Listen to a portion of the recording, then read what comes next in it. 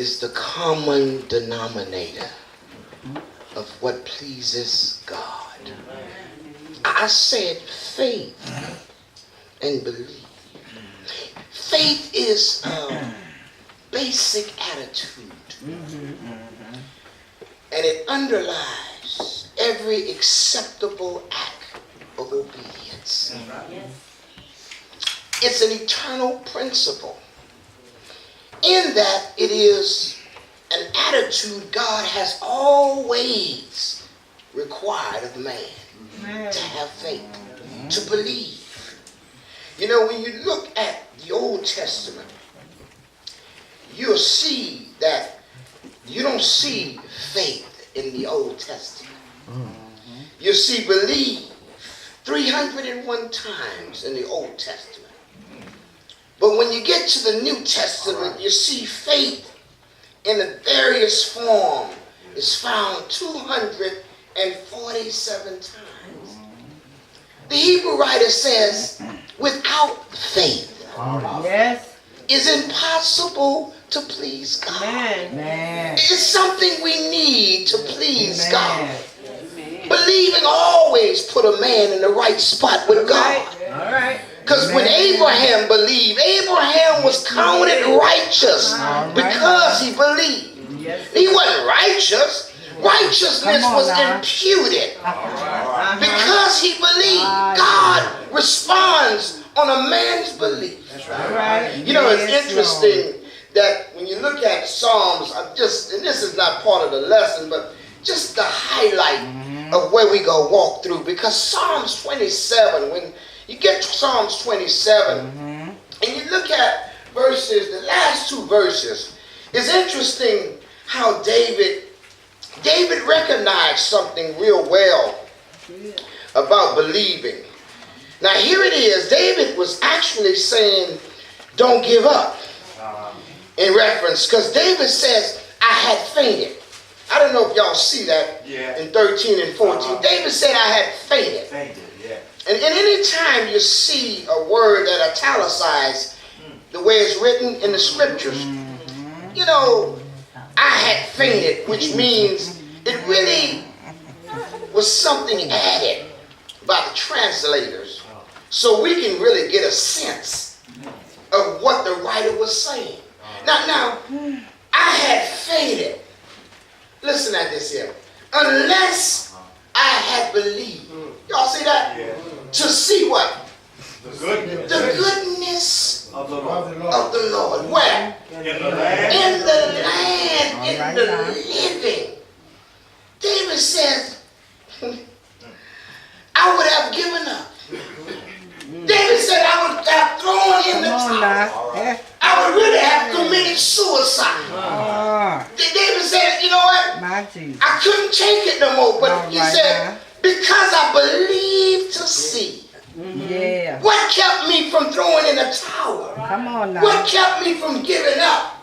What kept me from quitting? David says, because I believe. Y'all see that word? To see.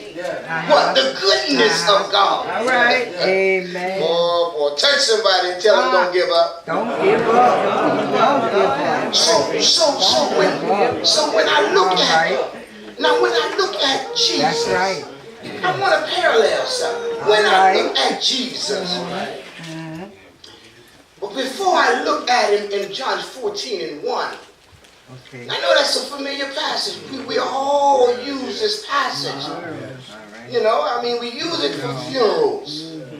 But yet Jesus, I'm going to share with you what was actually going on to make him say, let not your heart be troubled. My brothers and sisters, listen, we are now in a nation who has turned their backs on God. Hello? Oh yeah. Talk back to me. Trump think he's doing something. Trump acting wild and courageous. But you know what? Trump ain't gonna make a bump when it comes down to God. Hello? We got cultural clashing. We got race relation. We got separatism. Hello? We got Black Lives Matter. White supremacy. All of this here going on. Race relationship. Come on now. I'm talking about a nation as as never before. It's up here. The pendulum have swung. It used to be like this. More people believed in God than people who didn't. But now we got more people who don't believe in God. And society is telling people how to live. Telling the Christian man how to live. And if we buy into it, guess what? We just as bad off as this nation who has turned their backs on God. Notice the familiar passage of Scripture. Notice here. John 14:1 says what? It says, let not your heart be troubled. Ye believe in God. Believe also in me. That one verse. I want you to repeat after me. The God I serve, is able to do exceedingly abundantly above all I could think or ask. I'm now getting ready to receive the word of God in my life won't ever be the same. A very, very familiar passage of Scripture. Let not your heart be troubled. Ye believe in God, believe also in me. These are the words of Jesus to his disciples. These are unusual words. Because you have to understand where he is. He's on his way to the Garden of Gethsemane. He's on his way to the cross. This is the hour. The hour has come. And he told them that he's going away. And when you ask yourself, what prompted Jesus to tell his disciples, let not your heart be troubled? What prompted him? Evidently, there was something going on that prompted Jesus to say, don't let your heart be troubled. It's like much of today. There's so much going on that really troubles our hearts. To see men killed for no reason at all. I mean, shot down reaching for his license. Y'all remember that? Shot down on the corner of Baton Rouge selling CDs. And then the table turned. Cops shooting young men for no reason. Dallas took place. 5 cops shot down by young men. You see protests everywhere. One atrocity after the other. To see our nation in an upheaval. To see terrorist attack everywhere. See suicide bombers. Tell me, my brothers and sisters, if it ain't one thing, it's honestly another. And yet these are the words of Jesus to his disciples that are relevant to us today. Here is something was spoken thousands of years ago, and yet they have relevance to us today. His words to his disciples and his words to us is to let not your heart be troubled. Believe in God, believe also in me. Is that okay, y'all? Can I unbump and unravel this here? I want to say, as we look at this text, I want us to go back. I want us to back up from John 14. Go to the last verses of John 13. I want somebody to read for me.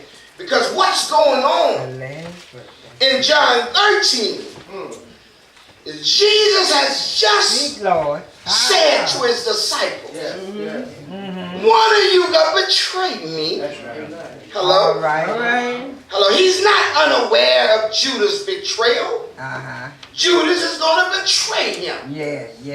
And then he shocks them again by saying, one of you is going to deny me. Lord, come on now. I want you to take a look at John 13 you, Lord. Starting at verse 36. Okay. John 13. Where Peter said unto him, Jesus first of all says, I'm going. And Peter says, where you going? Jesus answered and says, where I go, you cannot follow me, but thou shalt follow me afterward.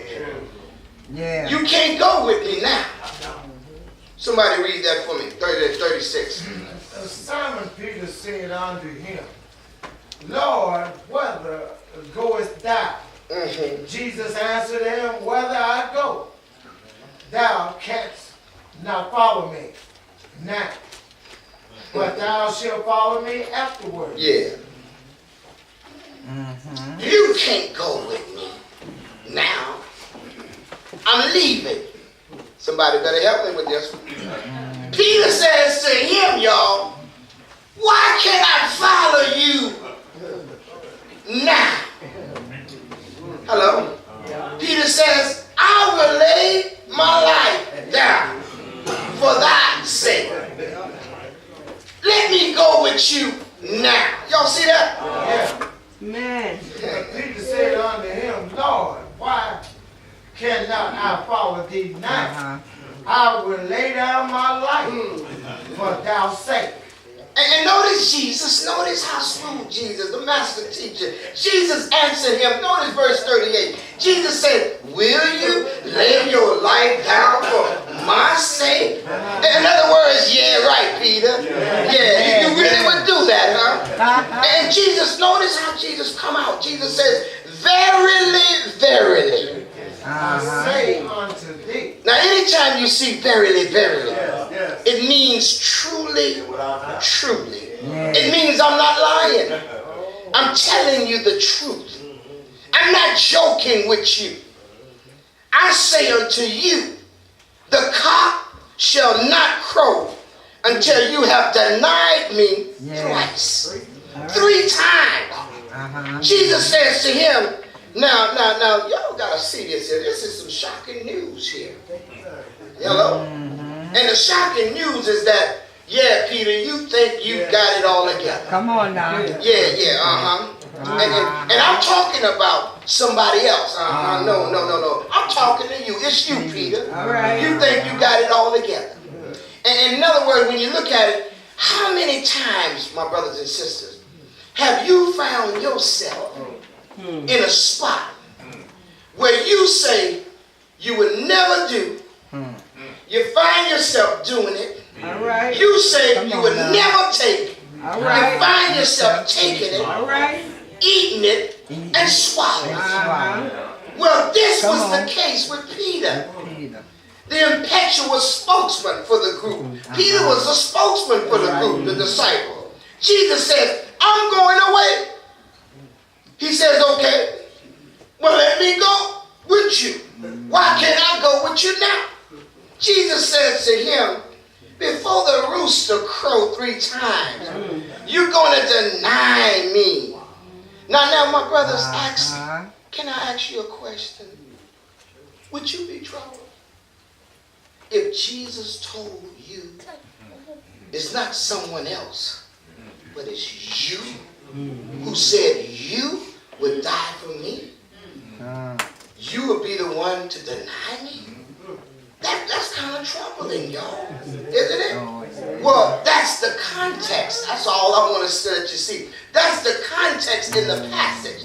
The context of this passage reveals that he just told Peter, you're going to deny me. Not once.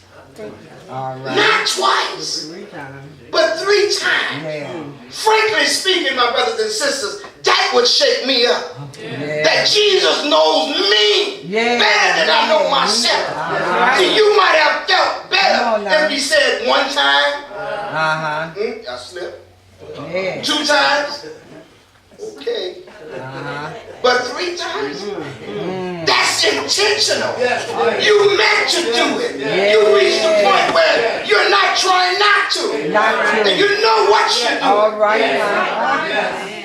Watch this here. It's not enough to shake you up, but because the spokesman for the group was Peter. He was the man for the group. And then Jesus had just cut him down and said the best of the best of you is going to deny me. And that's how pressure is going to be put on you so bad that you're going to deny me 3 times. And I'm going to ask you this question, my brothers and sisters. Do you think Peter felt bad? Do you think he was troubled? Of course. But listen to what Jesus says right behind that verse. In the next very verse is chapter 14. You know what Jesus was really trying to say? Let me just say, Jesus was trying to say, now, you're going to mess up. Yeah. All right now. You're going to deny me. Not once. Not twice. But 3 times. All right. But I want you to know these words. All right. Let not your heart be troubled. Now, listen. This is a very interesting command. You know, commands, you don't have no negotiation, no options around command. This is a very interesting command that Jesus is he's giving his disciples now. Think about it. Because all of them must have felt bad. Oh, yeah. Because it's good news, though, for us, though. Yes. Because it says to us. Listen what it says to us. Even when we mess up, Jesus got a plan to clean you up. Hello? And when you look at even what's happening today, at this juncture in our society and nation today, it looks like things are out of control. Come on now. But the good news is that God is still in control. Let not your heart be troubled. Now, watch the verse. Trouble. Interesting word, Brother Harris. Terrasso in the Greek. This word carries the idea of a pitcher of water being stirred, agitated. And when water is stirred, you can't see. It's kind of like growing up here in the South. When it rains, guess what? We got ditches here. I don't see ditches nowhere. I'm serious. When it rains, we got ditches here. But you know when the water, guess what? When the water was settled, it'll get clear. Right. And you know, just living right here. Projects. My grandmother on Abel, when it would rain, they had ditches. Al, I could see crawfish now. I could see little turtle. They had them eels, wherever they coming from. As a kid. Well, as a kid, I would take a stick and I just would go stir up in the ditch. You know, as a young boy. And muddy the water. So you couldn't see. That's the idea of trouble. To stir. He's suggesting that your heart, and the word cardio in the Greek for heart, it carries the idea of 3 things. First, your intellect, your will, and your emotions. Now you know when you're troubled, when you stir it up. Hello? You know you ain't thinking right. Blood pressure to rise. Things ain't gonna go right because you're troubled. Hello? He said, listen what he was saying. He said, don't let life circumstances mess you up where you can't think right. You're troubled now. Hello? And one of the things that have been really, it's been proven that when you're troubled, you get so disturbed. You know how that is. You're troubled, man. It's hard to hold it back. You're like, oh yeah, anything can happen now. Trouble! You can't see right. There is no rationale in this one here. You can't understand right when you're troubled. Don't talk back to me. Because your mind is stirred up.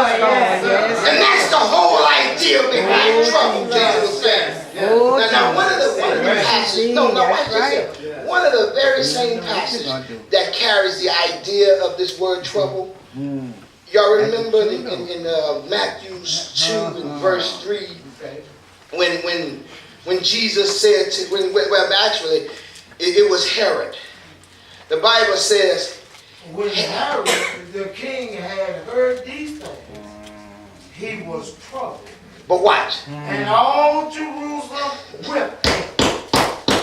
All right. The Bible says Herod was troubled and all of Jerusalem with him. All right. That one man is troubled and troubled the whole Jerusalem. Y'all better help me.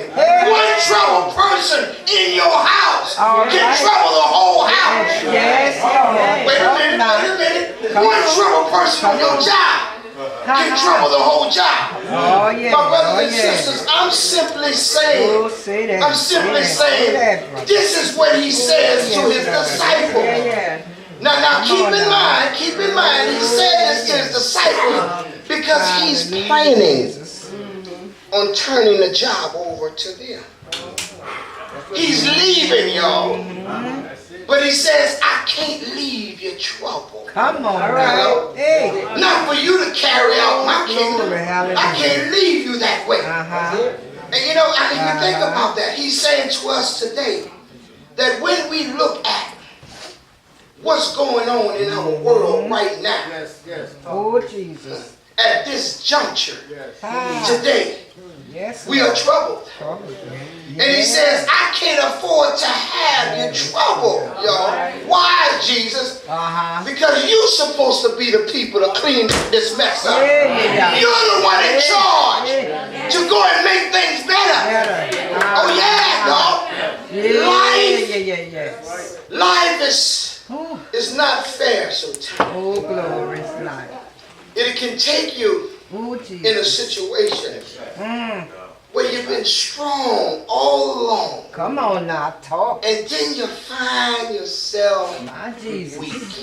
Asking the question, what's next? What's next? That's right. But the one thing I love about God's word, Amen. Speak, Lord. even when you read it in the Psalms, David just said, Oh, Jesus. I had fainted. Even when you read it in the Psalms, David had just said, I would have given up. I would have thrown in the towel.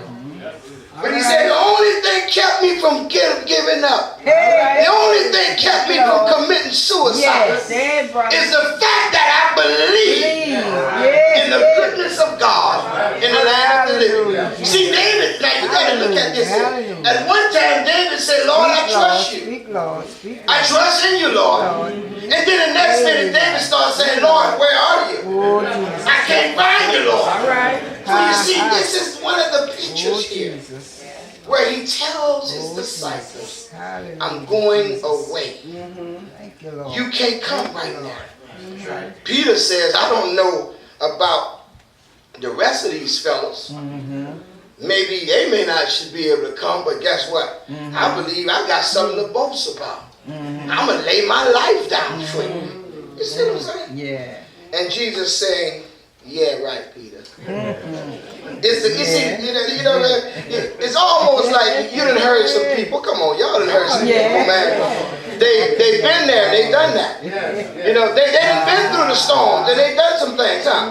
But then you done heard some people who like to talk about it. And they might sound like they're boasting about it. Yeah. You know, and you'll hear them say some things, you know, you don't have to come. I go all the way by myself if I gotta go. Because I'm with him. I need to. Oh, no, you don't have to pray for me. Because, I go all the way with him by myself. We done heard people say that. Oh, yeah. But then guess what? Guess what? Right after they done said that, I've been there, I've done that. Right after they done said that, Come on. I don't act a fool no more. Hello? Right after they done said, I don't do what I used to do. Right before you know it, they done shocked themselves. Because they done done it again. Well, that's where Peter was, y'all. Isn't it so interesting of Jesus because he's speaking directly to Peter. Peter, you think you got it, but you don't. Look what he even had to tell Peter in one case. He said, Peter, I prayed for you. Yes. That's Satan. would not sift you. All right. In other words, I prayed for you for a situation that didn't even happen yet. And this is the very situation. He denied Jesus. Jesus had been praying for him and told him, I prayed for you that Satan would not sift you. But notice this here. But don't be troubled. Don't let it get you off course, Peter. I pray for you. Amen. He says, let not your heart be troubled. Now here is the thrust. Here is the thrust. Hear what he says. He says, do you believe in God? Y'all see that? You believe God still is in control, huh? Yeah. Come on, y'all. You believe that God is you know, still controlling everything, huh? Right. Yeah. Do you believe that God still holds the circle of the universe in the palm of his hands, huh? You believe that, huh? You believe that he still has power, huh? Yes. Power, yeah. Well, then here is the command. Here is the command. You can't get around it. Watch the text. Watch the text. Here the command is. He says, believe in me also. All right. Lord, y'all miss this here. He's saying, believe. Here is a present tense verb where he says, keep on believing. Hello, my brothers. That's the idea. Keep on believing in me, Jesus said. Now, why is he saying keep on believing in me? Well, he's going away. And y'all know how folks act when you leave. Y'all know how folks act when you go away. Jesus says, I know how it is when people ain't there. But what you got to do, he said, is keep on believing. That's the message today for us over here on this day. Is don't let what happened in the world put water on your belief. Amen. Hello? And you know, don't let it snuff your faith out. Don't let it wipe you out. Jesus said, keep on. That's the command here. And a command, you can't get around a command. And just like he says, without faith it's impossible to believe God. He that believeth must come into God. Yeah. When you come to God, believe. That's what he's looking for. Don't let what you see hinder what you believe. Hello? Amen. Keep on looking to me, Jesus said. Now, what is he saying this? Watch this here. Look what he's saying. And this is the lesson. This is the lesson he's trying to teach in that one verse. He's saying you're going to mess up. That's one of the lessons here. He said you're going to mess up. But even when you mess up, don't let it keep you down. All right. Hello? Keep on believing. Why keep on believing? He said, because I told you so. All right. He said, I'm going to forgive you. He said, I'm not going to hold it against you. Yes, Lord. But what I need for you to do is when your faith fails, keep on believing. Yes. Keep on believing. Keep on looking up to me. Jesus. When When it looks like everything has come to a halt, he said, just keep on looking up to me. Looking unto Jesus, who is the author and the finisher of our faith. You know when you Lord. When you look at this world events, when you look at the world events, just put on TV, on radio, all of the stuff, and it makes you wonder sometimes, what in the world is going on? But he simply says to us, you are my disciple. You're gonna mess up.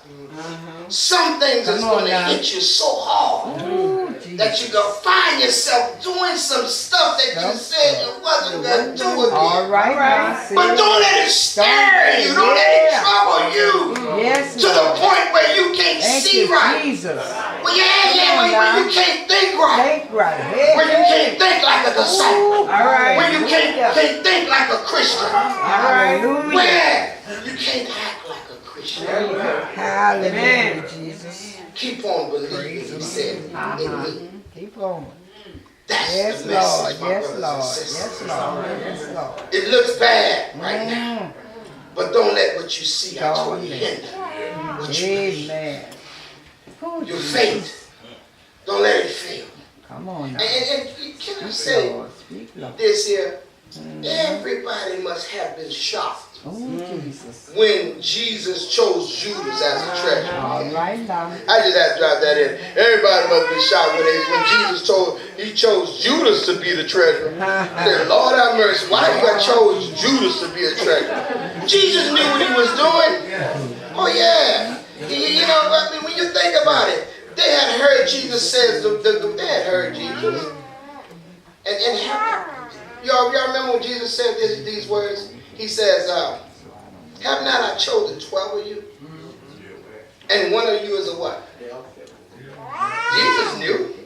He didn't say one of you was in danger. No, he didn't say I know one of you is going to go on and no. He said one of you was a devil. Right here.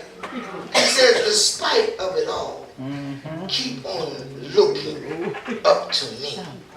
I'm telling you, my brothers and sisters, we in the tough times. Yes, Lord. We in the Come on tough now, times. say that. You know, we got a president that's acting a fool. That's right. Thinking that he got it all in control. You know, and he want to be a part of everything. He don't want to be left out of nothing. He got no business being in everything. Handle your business in the White House. But you ain't handling your business in the White House, not the way you should. You know, you're doing it all dogmatic the way you want. You know, nobody can stop. And see, Trump got all of this stuff going on right now. When you start talking about white supremacists, all that, that's Trump. That's Trump in the big place. But all I have to say to you is not the color. Right. Never the color. Never. It's not the color. No, it's the spirit you possess. All right. Always be the spirit of God that you possess on the inside. All right. If you don't possess the spirit of God on the inside, you know what? Try to develop the spirit of God. If you don't have it now, cultivate. Spend some time in His Word. Allow His Word to direct your life. Get up in the morning, like David said, early in the morning I rise. And I get Psalm 63. I'm going to let you go. I can't hold you like this. All I need you to do is let your heart be troubled. Believe in God. Believe what the commands and believe also in you. Oh, yeah. Now David says something interesting. He says in verse 1, notice what he says. Oh, yeah. He says, oh God. Oh God! Thou art my God. Thou art my God. Early will I seek thee. When you seek Him early, I'm telling you, He'll navigate you throughout the day. He'll take you places that you need to be. Yes, Lord. Not where you're thinking you're going. All right. He says what? My soul thirsts. Now that's a thirst. Yes, that's a Lord. thirst. That's a hunger, boy. Yes, That's yes, a thirst. yes. That's a thirst that you have to quench. Oh, you have to quench. Go ahead. Thirst for thee. And my flesh longs for thee. Oh, Jesus. Man, it sound like David sound like he horny, huh? His flesh long for thee. It sound like, yeah, he horny for God. He want God to be the one to satisfy him. All right, that's right. Go ahead. He says, long for thee in a dry and thirsty Longing land. for you in a dry and thirsty land. And no water. No water. Where no water is. Isn't that something? I'm in a bad position, boy. I'm thirsty. I'm longing for you in a dry and thirsty land where no water is. Go ahead, watch this. To see thy power. That's the part. All right. God want to show you His power. All right. But you got to believe. Believing is a powerful thing. He want to show you His power. But you got to have that faith in Him. Faith! When you think about it, I got to please God with my faith. God got to respond to me when I show Him. I believe in Him enough to take Him at His word. Y'all remember that idea of faith? Faith seeing in the dark. Uh-huh. Y'all remember that? A faith that sees in the dark is a faith that leaves not knowing where. Hey. Well, that's heavy. Amen. Yes, Lord. Left earth, not knowing where he going. Now that's serious. That when you gonna leave not knowing where then you don't know when you're gonna get to where you're supposed to get. If you don't know where, and people following Abraham, I could hear old knucklehead, his old knucklehead Lot. I could hear his nephew. I could hear Lot saying, "Where you going?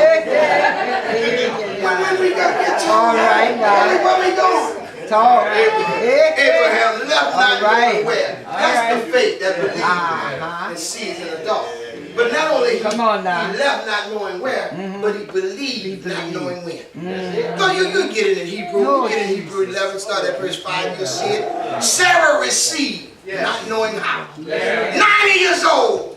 You know what a woman doing having baby tonight. But she believed. And when she believed, she received, not knowing how. And sometimes we gotta go all the way. We gotta be a diehard for God.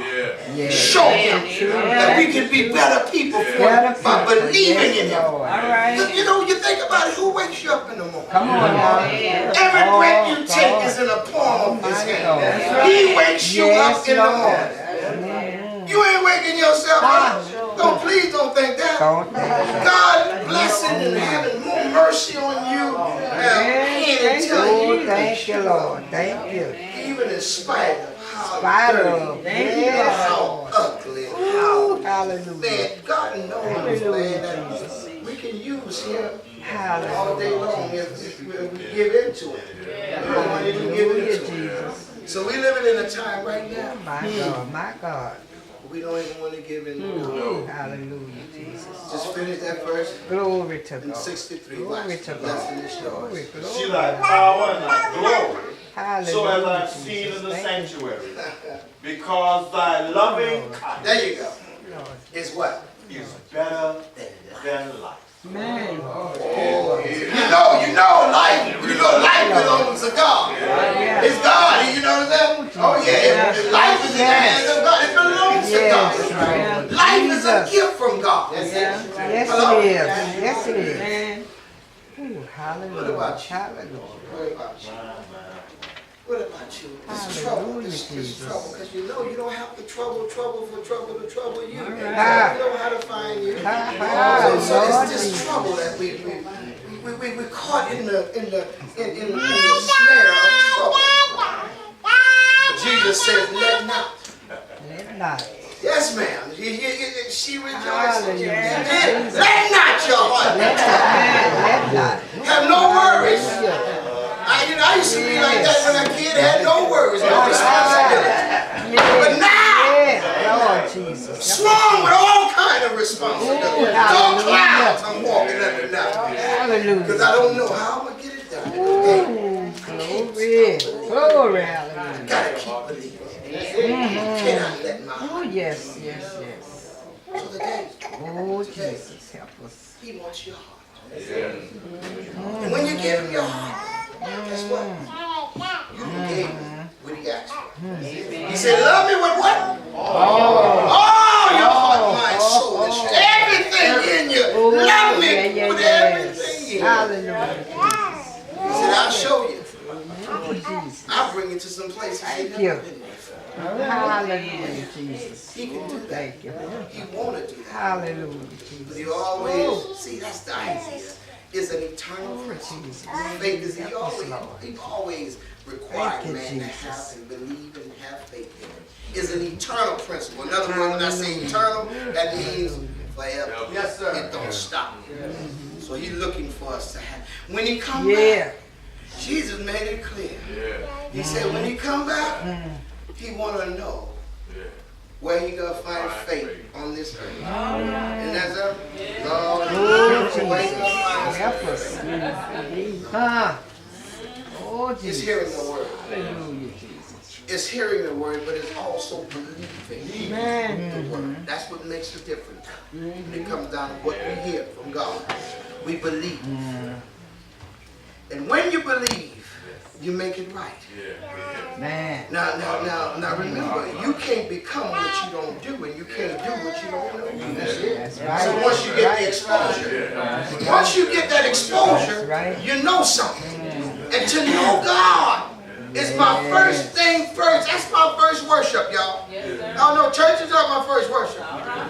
God is my first worship. The first of all commandments, he says in Mark 12, 29 and 30, he says to love me with all your heart. That's the first of all commandments. And so my first worship is to God, not to the church. Jesus. All right. I'd be in trouble if it was to the church. So I worship God. Yes. When I worship him, yes, Lord. give him everything that I got. Right. He responds. Yes, Lord. And he responds in a heavenly way. You know, nobody can respond like God. Nobody. You know, you can wake up, man, to something that you just say, wow, I never dreamed of. But he's looking for you to have that kind of faith in him. So hearing and believing, responding by repenting. Make this right. If you're not a child of God, that's another eternal requirement. God wants you to have faith, and he wants you to obey. You know? To know better is to what? Amen. And he'll respond to you quicker than now and sooner. He'll respond to you. Make it right. By knowing that, hey, you know, I can't walk out of here the way I walk in because I didn't walk in here right. That's right. Amen. Make it right. Confess your presence and secure your future activity. But what about your life? What about what you need from it? You need prayer. Show me, show me, show me the way. You need prayer. Everybody sing your